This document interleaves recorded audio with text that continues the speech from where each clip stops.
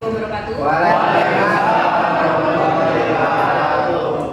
Selamat siang, apa kabar semua? Siang. Perkenalkan, nama saya Ananda Hajia. Kalian bisa panggil saya Yunanda. Di sini di semester ini saya akan mengampu mata kuliah untuk manajemen keuangan luar. Ya. Oke, sekarang kalian di semester 4. Ini beberapa biodata saya. Nama saya ya, tadi saya sudah jelaskan, Ananda Hajia. Untuk email dosen saya ada di poin 2 ya, dosen 02397@unpam.ac.id.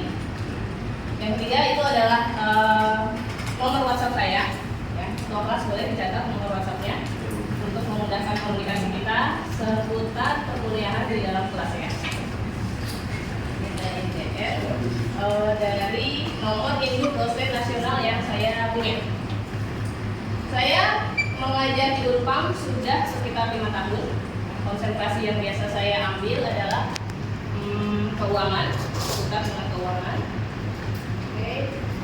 Di sini saya akan menjelaskan tentang RPS atau biasa kita kenal dengan rencana pembelajaran semester.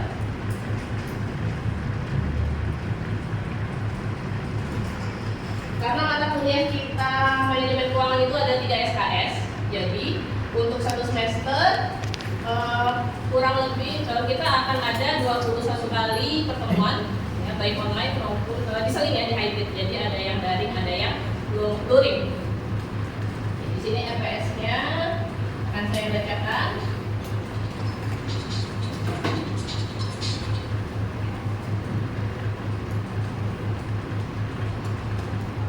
Untuk pertemuan pertama, materi kita adalah sumber-sumber pembelanjaan ya. Pertemuan pertama, lalu pertemuan kedua ada pembiayaan jangka pendek, kemudian pembiayaan jangka panjang di pertemuan ketiga. Kemudian di pertemuan keempat lanjutan dari pembiayaan jangka panjang yaitu mengenai obligasi. Kemudian pembiayaan jangka panjang lagi yaitu tentang saham preference dan saham biasa di pertemuan 5. Pertemuan 6-nya ada materi mengenai pengelolaan piutang. Pertemuan 7 ada struktur modal.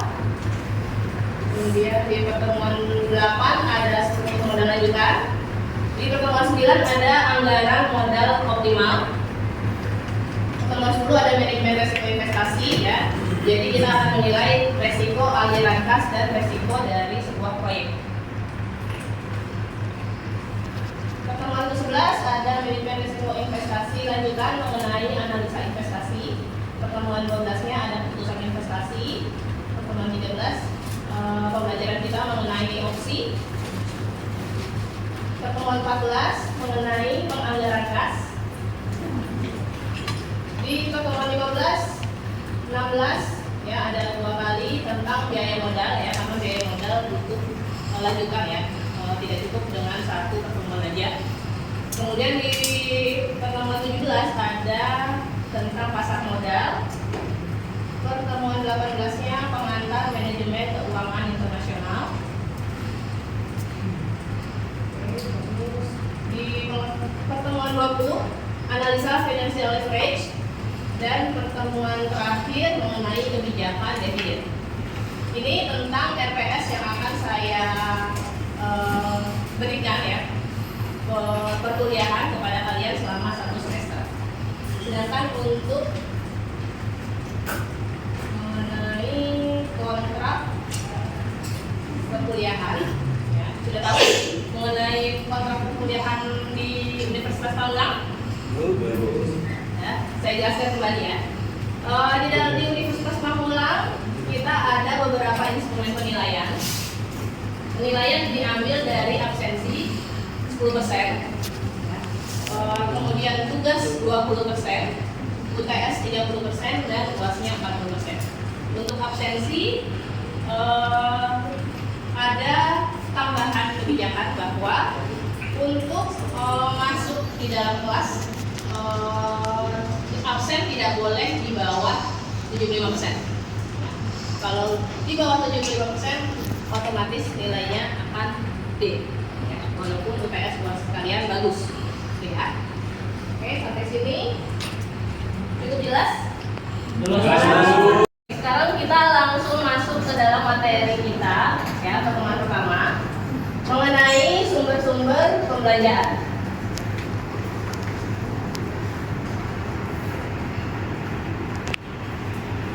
Sebelum kita mulai masuk ke dalam pokok pembelajaran, saya akan menjelaskan beberapa tujuan dari pembelajaran kita di pertemuan pertama ini. Yang pertama, mahasiswa mampu memahami dan menjelaskan mengenai pengertian pembelanjaan, baik itu pembelanjaan pasif maupun pembelanjaan aktif. Yang kedua, mahasiswa diharapkan mampu untuk memahami dan menjelaskan sumber-sumber pembelanjaan perusahaan, baik dari sumber internal maupun sumber eksternal. Dan yang ketiga, mahasiswa diharapkan mampu untuk memahami dan dapat menentukan penggunaan modal di dalam sebuah keputusan pendanaan.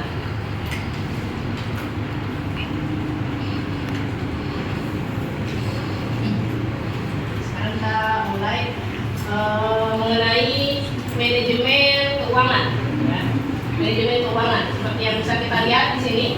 Manajemen keuangan yaitu segala aktivitas perusahaan yang berhubungan dengan bagaimana memperoleh dana, menggunakan dana, dan mengelola aset sesuai dengan tujuan perusahaan secara menyeluruh. Ya, jadi seperti yang kita tahu ya, bahwa perusahaan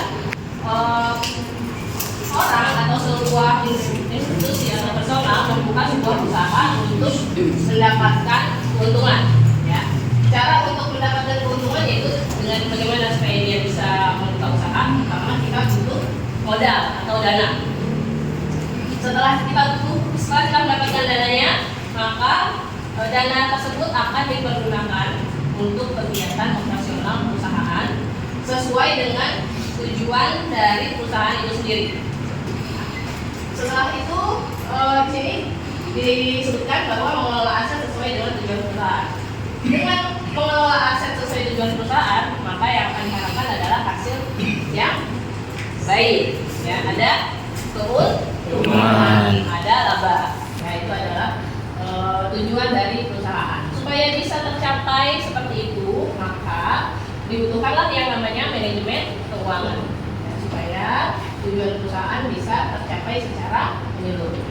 Di sini ada beberapa poin mengenai tujuan dari manajemen keuangan. Yang pertama adalah memaksimalkan nilai perusahaan.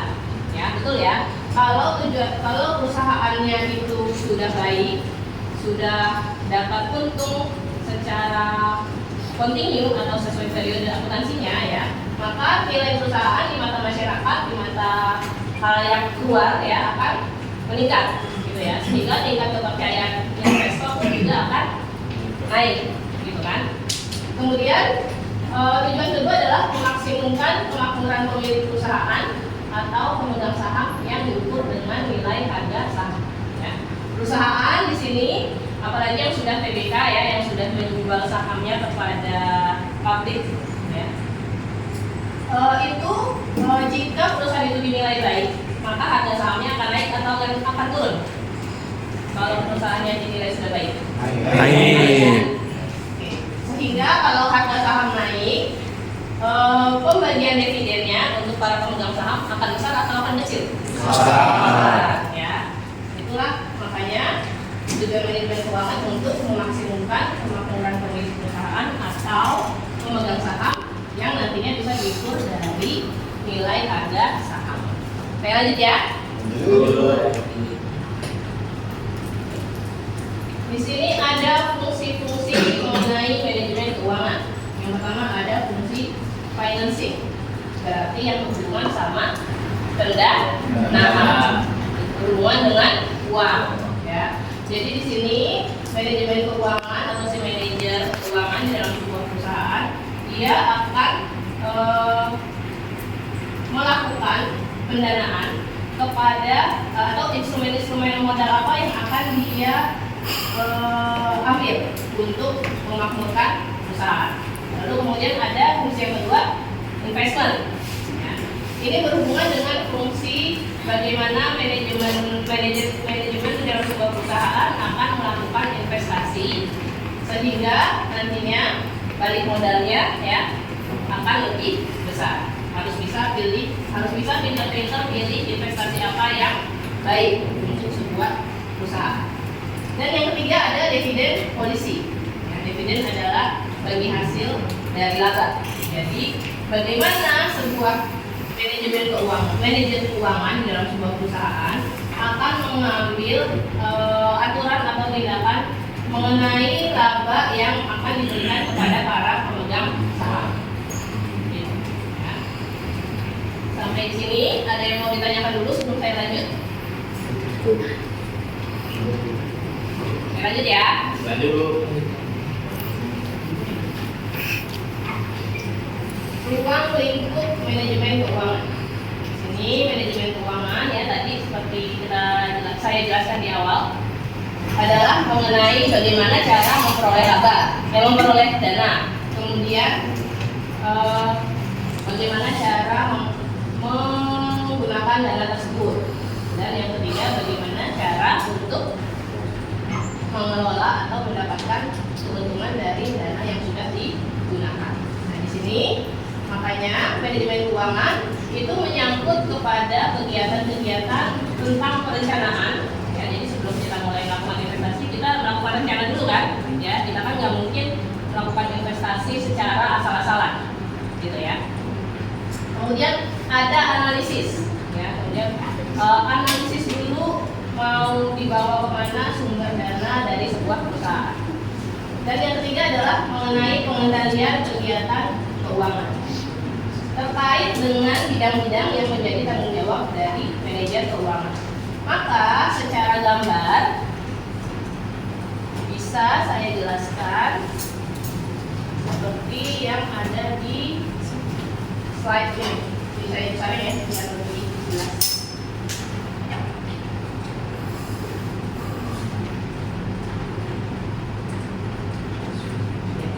Di sini bisa kalian lihat di kotak pertama di sini ya. Ada pasar modal atau investor yang memiliki dana. Maksudnya adalah perusahaan atau manajer keuangan mendapat sumber dana dari investor ataupun orang yang memiliki dana, misalnya dari penjualan saham ataupun mencari sumber dana lainnya seperti utang gitu ya. Setelah dapat sumber dananya, maka akan masuk ke dalam kolom yang kedua, tempat yang kedua, yaitu di dalam manajer keuangan. Nah, di dalam manajer keuangan ini, si manajer keuangan akan mengatur sumber dana tersebut, ya akan dipakai untuk kemana, gitu kan? Nah, di sini dialirkan kepada kegiatan operasi perusahaan. Seperti itu. Di dalam operasi perusahaan, sumber dana yang tadi sudah ada akan dialokasikan entah untuk pembelian aktiva atau untuk investasi saham kepada pihak lain gitu ya. Setelah kita dapat keuntungan ya kan kita memberikan atau mencari kegiatan operasional yang menguntungkan dari sebuah perusahaan gitu kan. Ya. Nanti ada di sini nomor 3 aliran kas hasil operasi. Jadi setelah mendapat keuntungannya itu masuk dulu ke dalam kotak manajer keuangan. Nah nanti sama si manajer keuangan itu akan dibagi lagi menjadi 2. Ini 4A dan 4B. 4A ini terlihat dia masuk lagi kan ke dalam ya. Itu adalah laba ditahan. Jadi setiap kegiatan operasi dia akan menghasilkan laba kan atau keuntungan. Nah labanya ini nanti akan dibagi menjadi 2 cabang. Yang pertama nanti balik lagi ke dalam perusahaan sebagai sumber modal internal yaitu laba ditahan. Dan yang 4B-nya itu balik lagi ke dalam pasar modal yaitu untuk keuntungan atau dividen dari orang yang menanamkan saham. Gitu ya. Sampai sini ada yang mau ditanyain? Lanjut.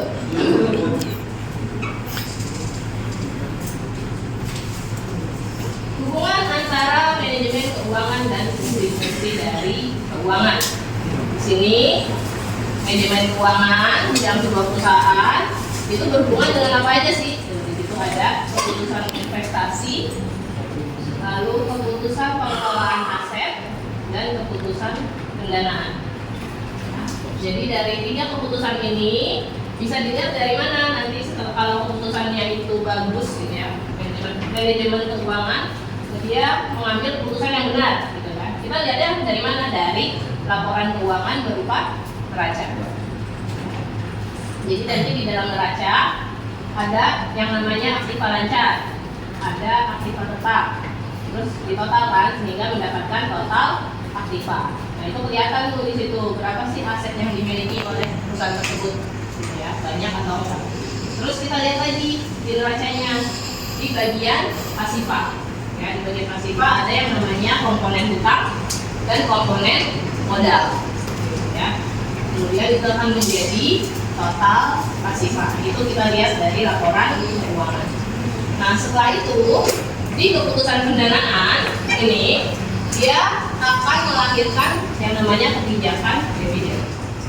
Kebijakan dividen diambilnya dari mana? Dari laporan laba rugi. Laporan laba rugi itu kan ada pendapatan dikurangi beban-beban ya, hingga menghasilkan laba. Nah setelah itu baru kita laba yang tadi itu yang tadi saya jelaskan di slide sebelumnya dibagi menjadi 2 kan. Ada yang masuk ke dalam dividen, yaitu para pemegang saham ya dapat keuntungan atas saham yang mereka miliki, dan juga sebagian masuk lagi ke dalam perusahaan sebagai laba ditahan. Besarnya dividen itu dipengaruhi oleh besarnya dividen yang akan diterima oleh pemegang saham, biasanya dipengaruhi oleh kebijakan dividen. Nah itu tugasnya dari si manajemen keuangan, dia yang akan mengatur berapa persentase yang akan diberikan kepada para pemegang saham. Apakah dividennya nanti dibagikan dalam bentuk cash dividen, ataukah dibagikannya dalam bentuk dividen stock, jadi dapatnya saham lagi atau dapatnya uang. Terus juga di dalam kebijakan dividen, manajemen keuangan juga dia bisa mengatur mengenai berapa banyak saham yang akan dilepas di publik dan berapa banyak yang akan ditarik kembali. Kalau ternyata sahamnya misalnya lagi anjlok, biasanya nahan dulu kan, ya nahan berarti itu keputusan dari manajemen keuangan tuh tarik deh berapa lembar ya, itu ada di dalam keputusan atau kebijakan dividen.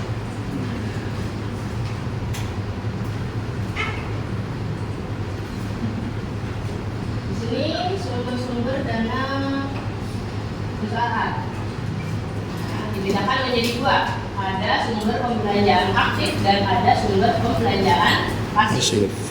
Kalau sumber pembelanjaan aktif itu didapat dari si aktivitas usahanya dalam mengelola dan menggunakan dana dengan hasil operasi. Ya, jadi kayak pembelian aset atau investasi. Ya, itu disebut dengan pembelanjaan aktif. Jadi uangnya tuh dipakai untuk menghasilkan keuntungan lagi. Sedangkan pembelanjaan pasif adalah aktivitas perusahaan dalam memperoleh dana. Kayak misalnya dia mencari pinjaman, ya itu masuk ke dalam pembelanjaan pasif. Pinjaman atau dia jual obligasi, surat utang itu masuk ke dalam pembelanjaan pasif. Nah, di sini, jadi berdasarkan sumber dananya, ya kita bisa membedakan. Ada yang namanya sumber eksternal, berarti yang berasal dari luar, ya, dari luar perusahaan. Dan ada juga yang berasal dari sumber internal, yaitu dari dalam. Sumber eksternal itu nanti dibagi lagi, ya. Ada yang berupa hutang baik jangka pendek, jangka menengah ataupun jangka panjang. Ya, kalau jangka pendek berarti hutangnya ada di antara waktu 1 sampai 1 tahun. 0 sampai 1 tahun. Nah, sekitar 1 tahun ke bawah. Kalau hutang jangka menengah berarti dia sekitar 1 sampai 5 tahun. Sedangkan untuk hutang jangka panjang itu itu di atas 5. Itu yang membedakan apakah hutang tersebut masuk jangka pendek, jangka menengah, ataupun jangka panjang. Terus juga ada sumber eksternal berupa modal sendiri yang dijual kepada publik, itu namanya nanti saham. Ya, tahu kan saham? Tahu. Sudah pernah coba beli saham? Nah, pakai aplikasi apa? Stockbit. Iya. Udah dapat untung belum? Dividen banyak, uang banyak. 2.000.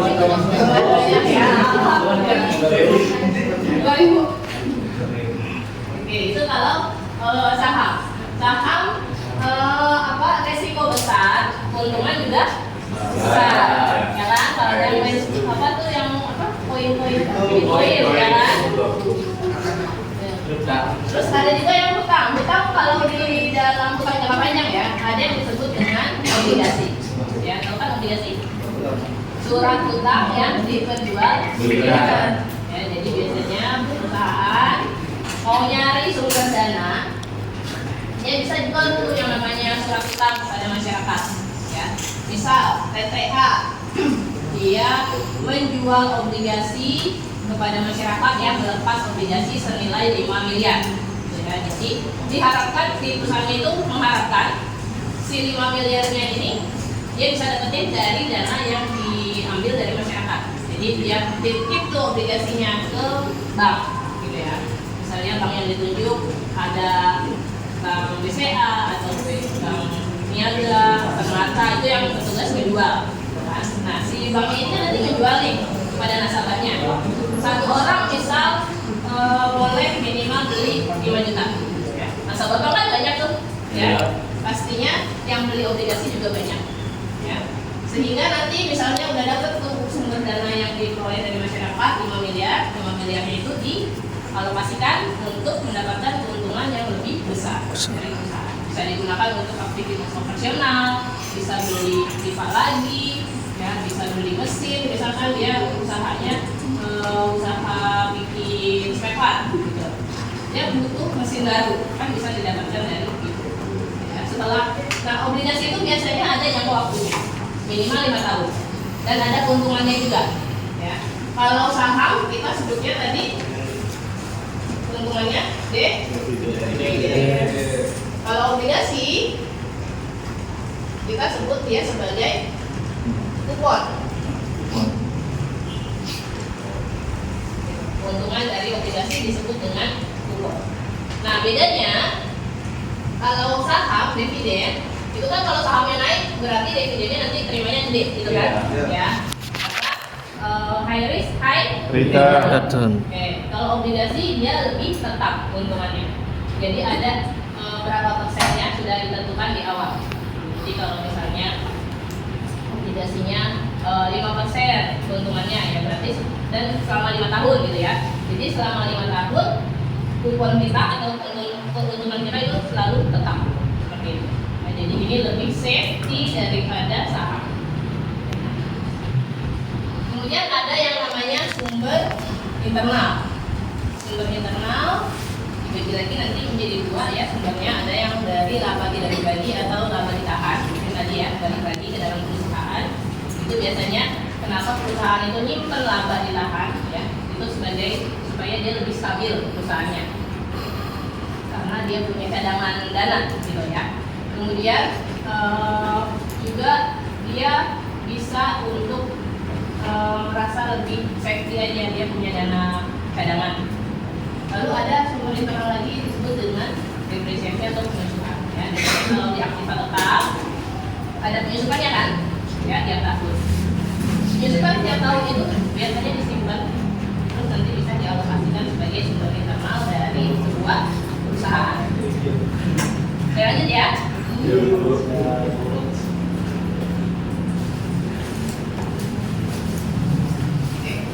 Nah, gimana sih cara kita memilih sumber dana yang tepat ya? Ini biasanya manajer keuangan ya, dia mau pilihnya sumber dananya dari mana? Ada beberapa pilihan ya, bisa ngambil dari penggunaan dana internal, bisa mengambil dari penggunaan dana eksternal dengan cara menjual saham atau bisa mencari pinjaman kepada kreditor.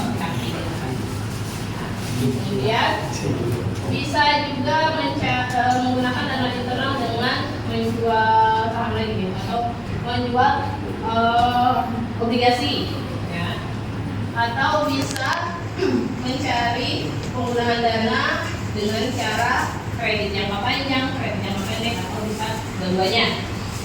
Dan atau juga bisa menggunakan sumber dana dari kedua pilihan yang ada di dalam perusahaan. Bisa mengambil dari dana internal ataupun bisa mengambil dana eksternal, tergantung dari bagaimana strategi bisnis yang ditetapkan di dalam sebuah perusahaan tersebut.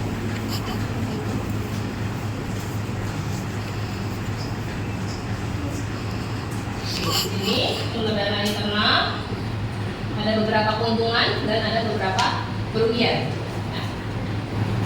Keuntungannya dia tersedia di dalam perusahaan. Jadi kalau mau dipakai kapan aja ada, ya, ada fisiknya, ada yang bisa dipakai. Kekurangannya dia terbatas, ya, karena kan sebagian kan udah dikembalikan kepada para pemegang saham.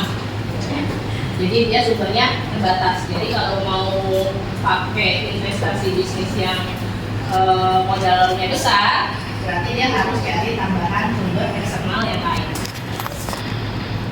Dan juga ternyata sumber dana internal ini dianggap kurang menguntungkan bagi sebagian kalangan, ya. Jadi dia lebih memilih untuk melakukan investasi di perusahaan lain. Bisa digunakan untuk investasi di sini. Dan juga akan memberikan beban bunga pada dana milik sendiri yang ada. Oke, sampai sini ada yang mau ditanyakan? Jelas sekali. Jelas ya. Jangan lupa nanti kalian buka e-learning kalian masing-masing, ya. Ada tugas yang saya berikan di dalam e-learning. Ya, Bu. Waktu mengerjakan